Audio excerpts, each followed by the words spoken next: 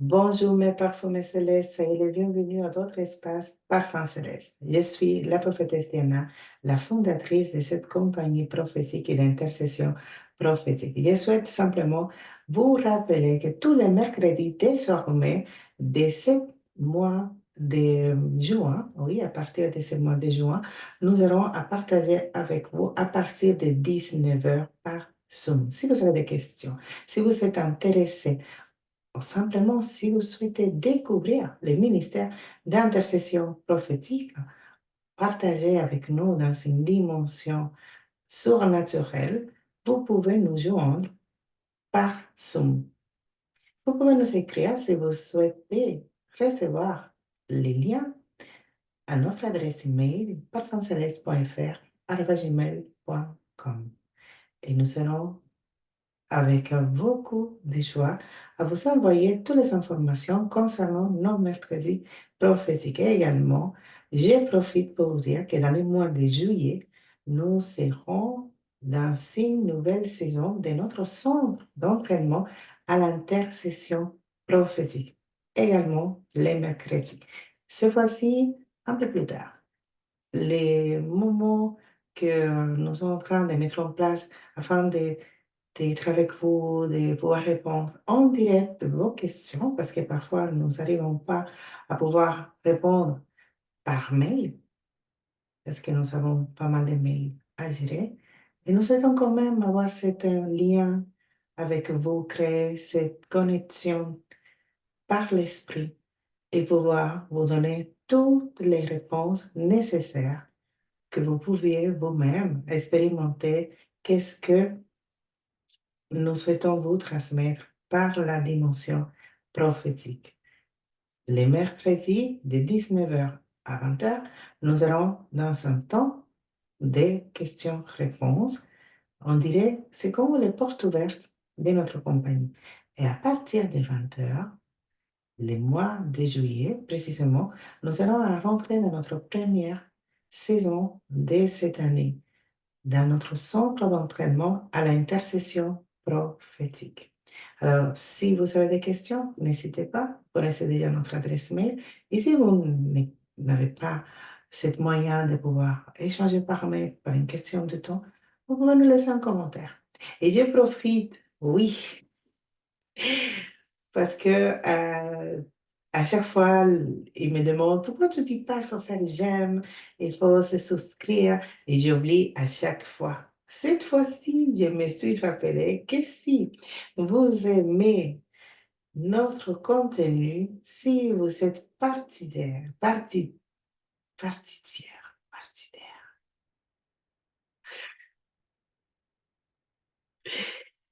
si vous faites part de notre espace, vous pouvez se souscrire à notre chaîne ou simplement faire j'aime. Alors, je ne vais pas vous supplier, vous faire la promotion parce que ce n'est pas trop notre vision. On est tellement centré sur l'aspect de la révélation que nous avons reçu par l'Esprit que vous avez vu, j'ai perdu même mes moyens en train de vous demander de faire j'aime. Mais j'ai fait. J'ai même perdu mes moyens. Le plus important, c'est que vous avez compris qu'il faut faire j'aime. Ah oui, je me souviens.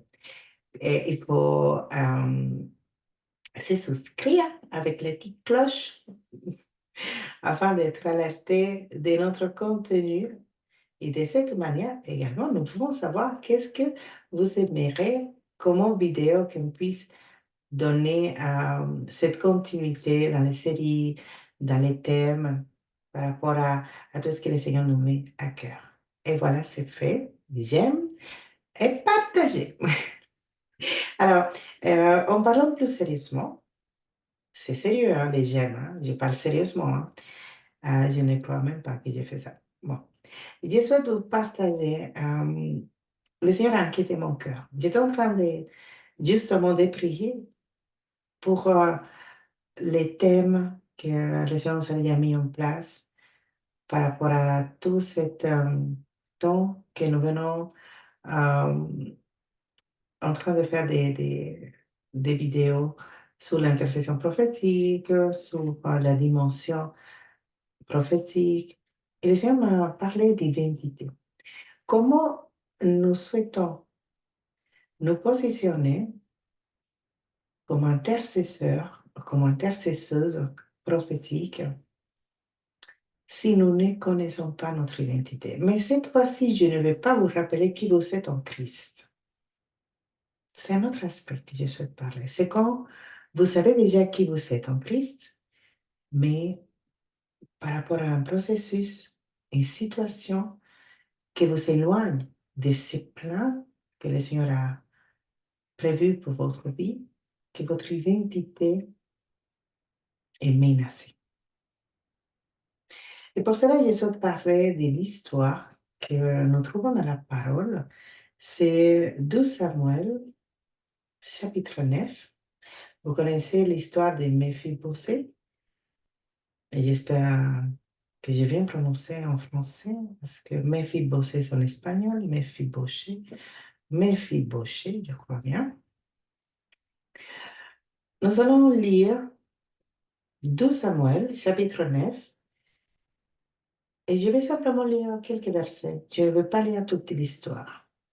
On va commencer déjà à lire depuis le verset 1 et on va s'arrêter au verset 4.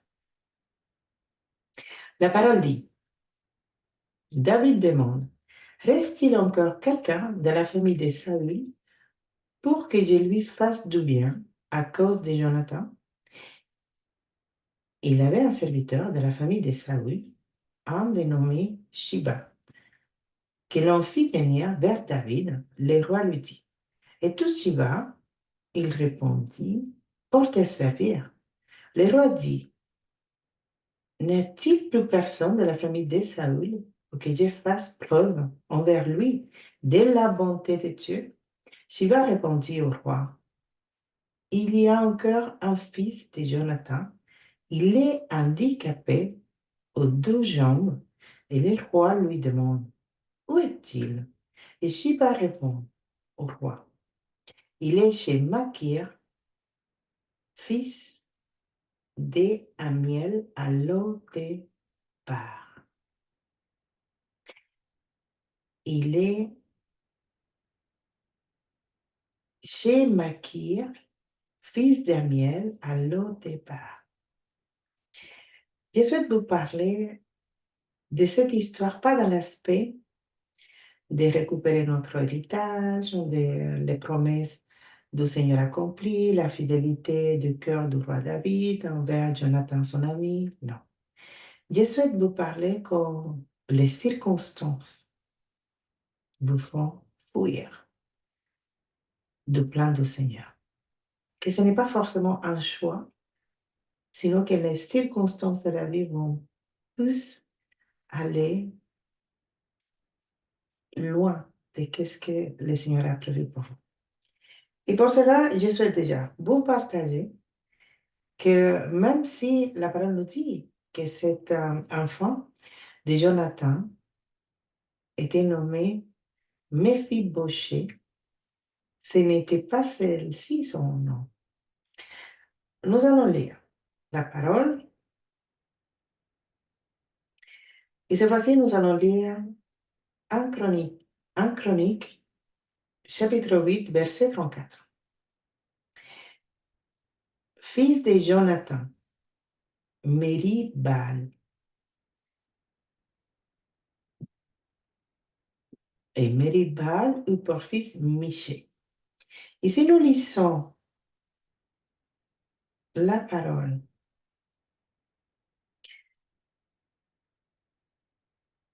dans le même livre de 1 Chronique, mais cette fois-ci, nous allons au chapitre 9, verset 40. Fils de Jonathan, Mérib-Baal eut pour fils Miché.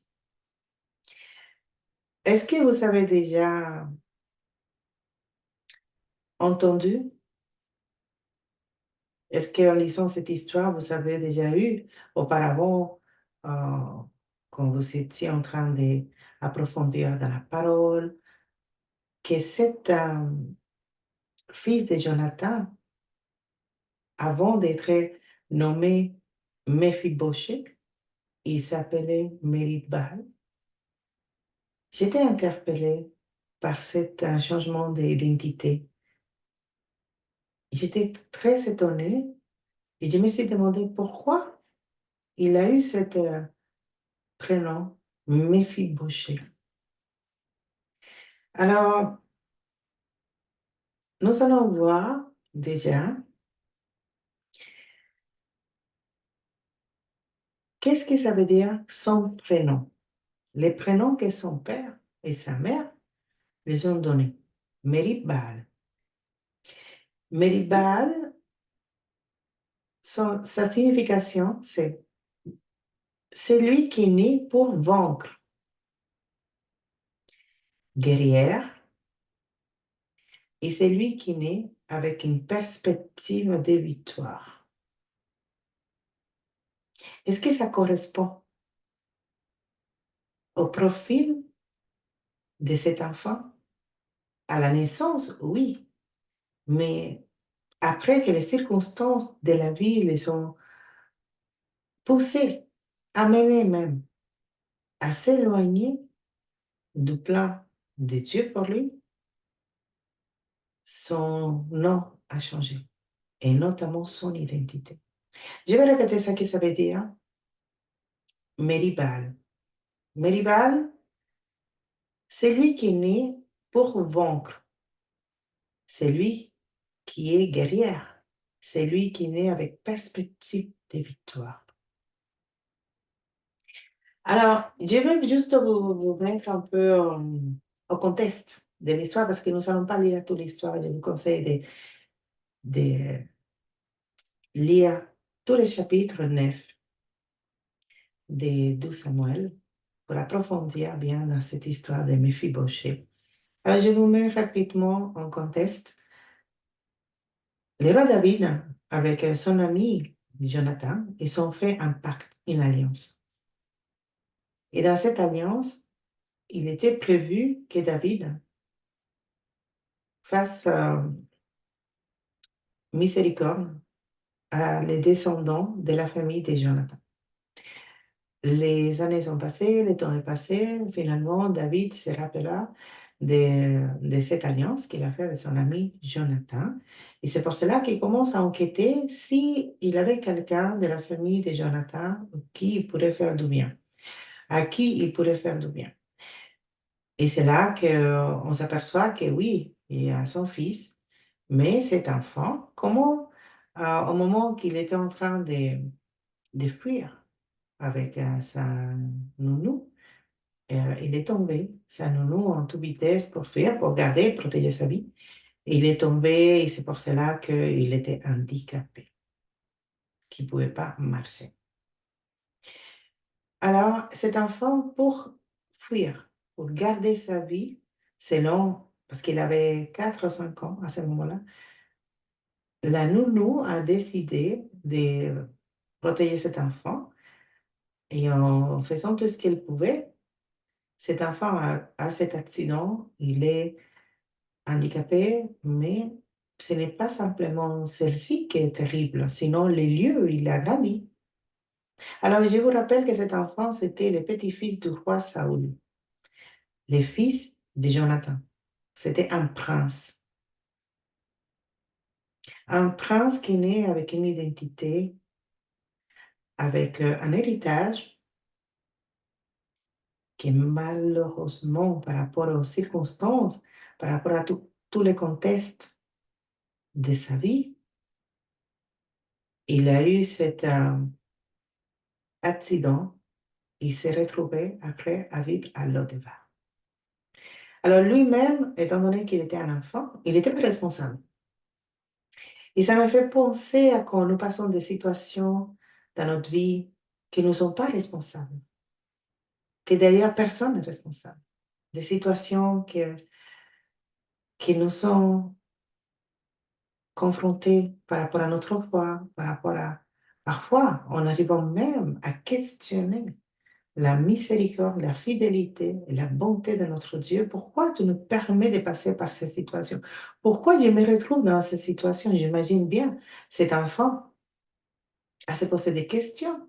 5 ans, innocent, en train de fuir.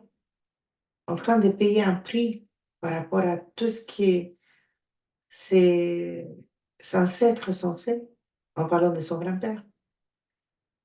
Et lui se retrouve handicapé, sans avenir et dans un lieu terrible. Pourquoi je dis c'est un lieu terrible? Parce que Lodebar, je vais vous dire qu'est-ce que ça veut dire. Lodebar, c'était un endroit qui était éloigné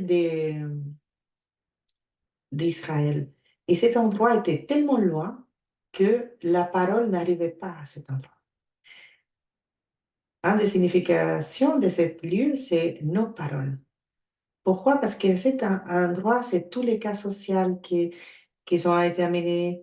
Et je ne parle pas des personnes qui demandaient miséricorde, comme les personnes qui étaient adressées à le village de refuge, hein, le village de miséricorde. Non, non. Je parle des délinquants, des assassins, des personnes qui étaient les pires de la société. C'est à Lodeva que ces personnes habitaient. Et Lodeva signifie terre aride. La terre aride qui n'est pas fructifère, qui ne porte pas de fruits, sèche. Il y a la sécheresse dans cet lieu. C'est une terre sans expectative, sans pâturage, sans rêve.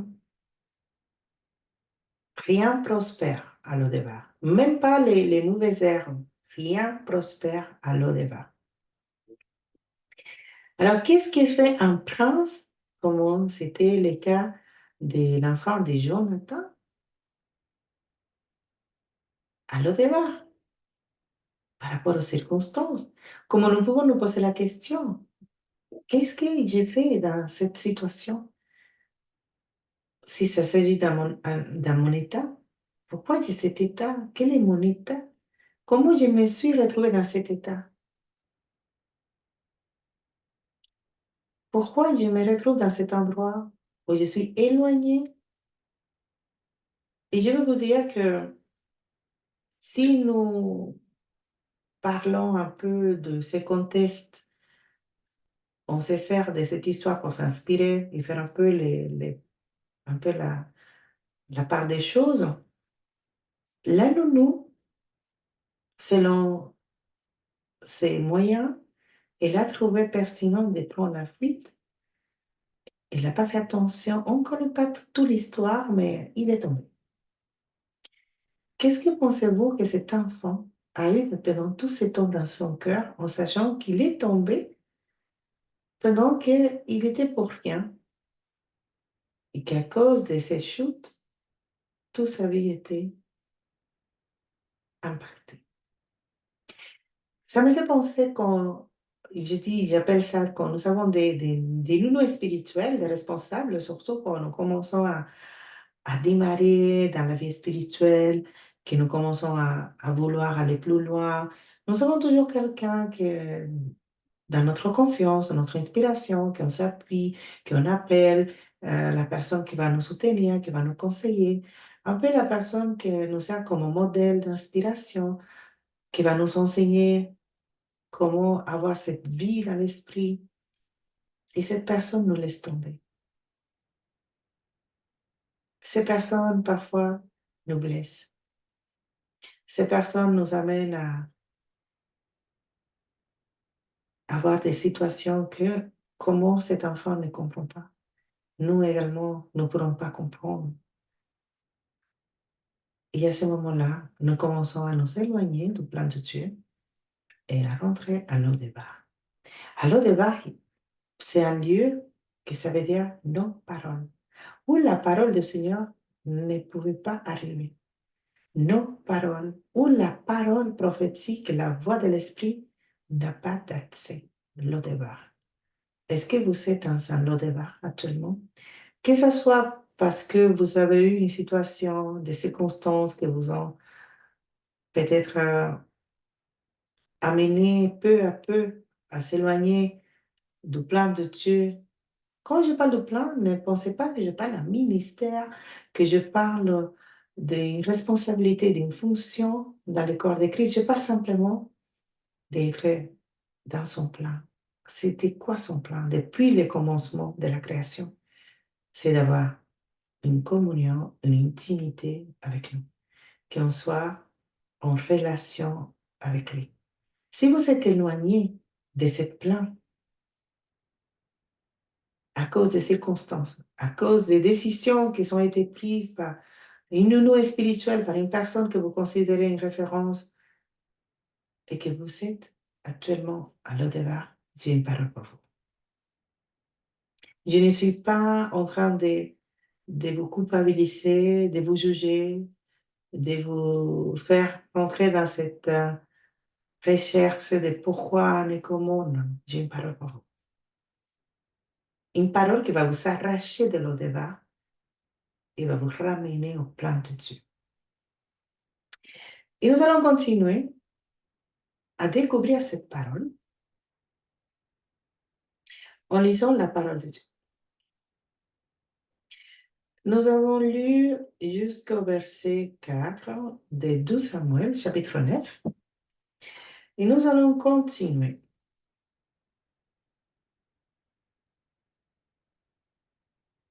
Verset 5. Le roi David l'envoie chercher chez Machir, le fils d'Amiel, à Lodebar. Méphi-Boshet, fils de Jonathan et petit-fils de Saoul, vient vers David, tomba les visages contre terre et se prosterna. David dit, Méphi-Boshet. Il répond, mais voici, je suis ton serviteur. David lui dit, n'aie pas peur, car je veux te faire du bien à cause de ton père Jonathan.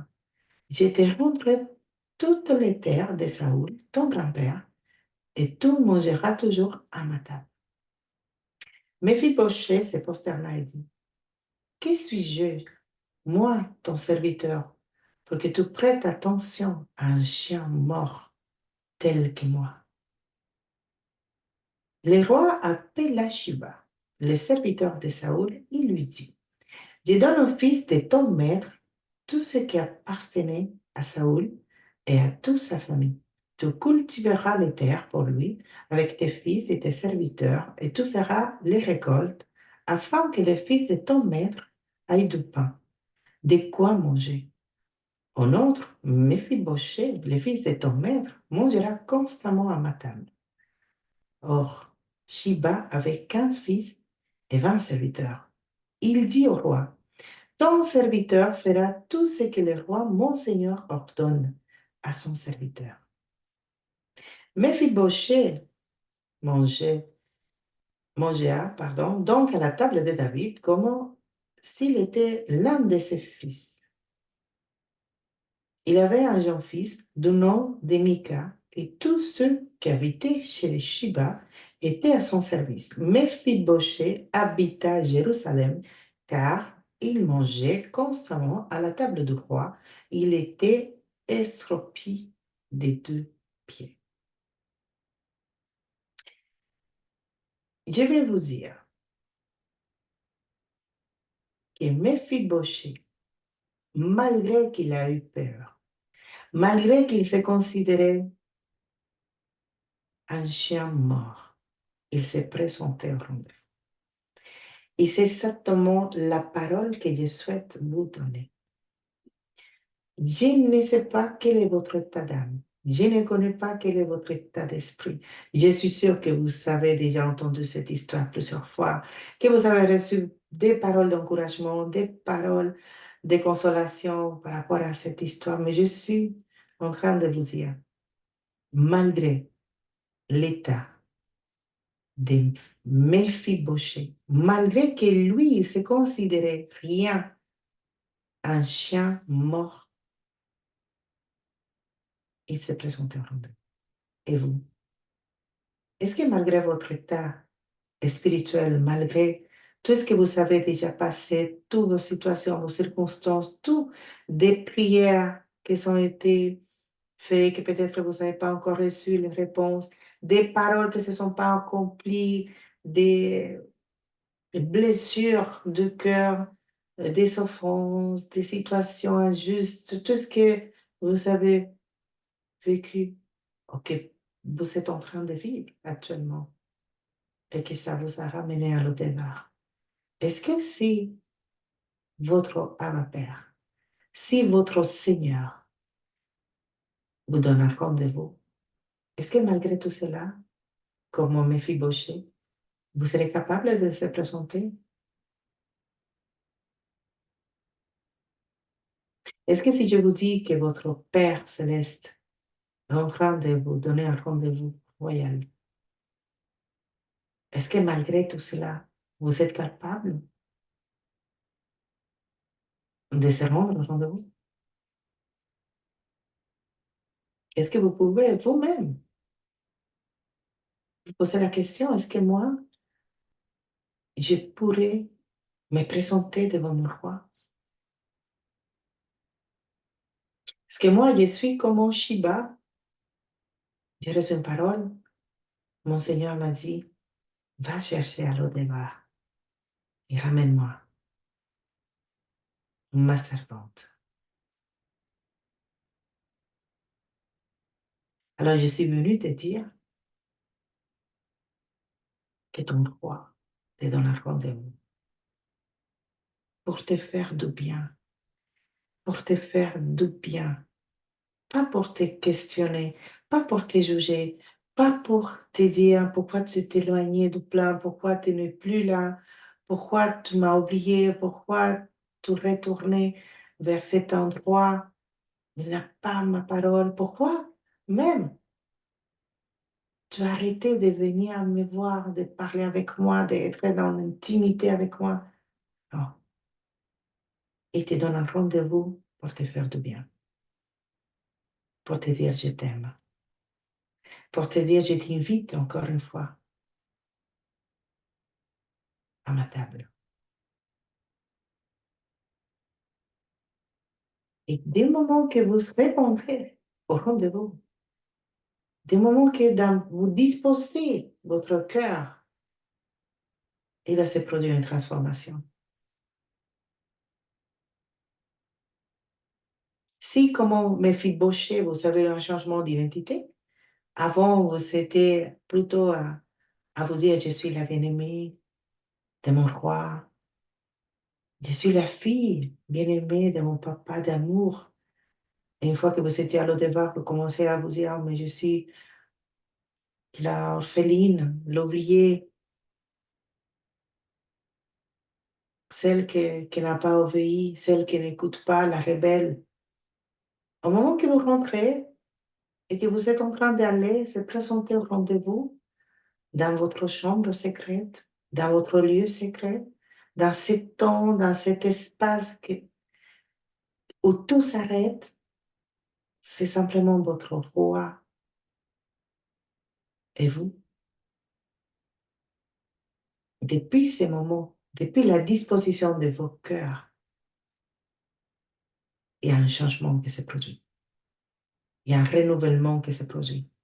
Parce que cette présence que vous connaissez bien, ça qui vous manque, ce n'est pas que il se produit qu'un prophète vienne vous dire, ainsi parle l'Éternel. Non, non, non, ça qui vous manque, ça qu'il faut que vous fassiez, c'est de retourner dans les lieux secrets. C'est de retourner dans la présence. C'est que la présence qui peut vous transformer. C'est que la présence qui peut vous combler. C'est que la présence qui peut vous donner tout ce que vous avez besoin. C'est lui la source. C'est lui l'héberge, c'est lui la parole, c'est lui. En lui, tout a été fait, tout a été créé, c'est lui la plénitude de toute la plénitude. Plus qu'une parole, c'est lui. Ton Seigneur et ton Sauveur en train de te dire, viens encore une fois à ma table. Viens, assis-toi avec moi. Je t'invite à t'asseoir à ma table. Pendant que toi, tu étais à l'au-devant, que tu es en train de pleurer, que tu penses que tu es oublié, il est en train de dresser la table. C'est ça qui te dit la parole dans le psaume 23. Oh, ma chore que ayo chore, mandara kohaso. Oh, alléluia, oh Seigneur. Je vais te rappeler, Qu'est-ce qui était en train de passer pendant que tu étais à l'Odeva? Pendant que tu étais dans un lieu qui n'avait même pas de pâturage? Qu'est-ce que ton père est en train de faire?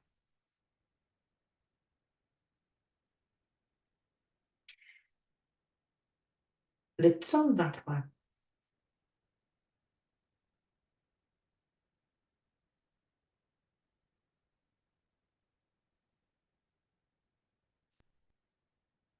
et je vais lire le verset 3.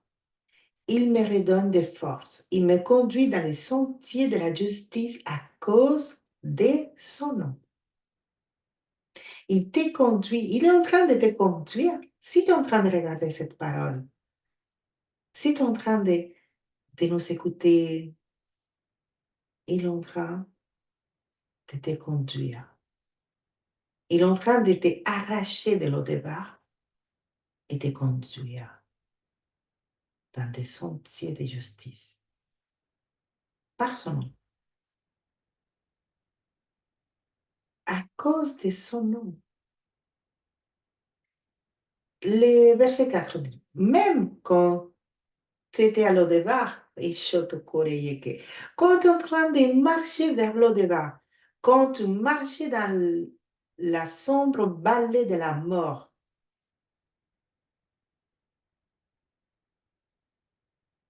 tu n'as réduit aucun mal, car tu es avec moi. Bah oui, tu es avec lui. Tu dis, mais non, parce que je me suis éloignée, j'étais à l'au-départ. Oui, mais la parole dit que nous sommes assis dans les lieux célestes. Il nous a rachetés. Il a payé un prix pour ta vie. Tu es assise dans les lieux célestes. Ta chair, ton âme, tes émotions sont à l'au-départ, mais ton esprit est assis dans les lieux célestes. Les versets 5. Pendant que tu étais à l'au-départ, en train de penser que personne ne se rappelle de toi, que personne t'aime, que tu es malheureuse, que tu fais tout mal, il était en train de dresser une table devant. Il était en train de dresser une table devant toi, en face de tes adversaires. Et à ce moment-là où tu réponds, ah, bah, au moment que tu réponds à cet rendez-vous, au moment que tu vas te prosterner devant sa présence, que tu vas déverser ton cœur, que tu vas recevoir autant de bonté, autant de miséricorde, autant d'amour, il versera de l'huile sur ta tête. Il fera déborder ta coupe.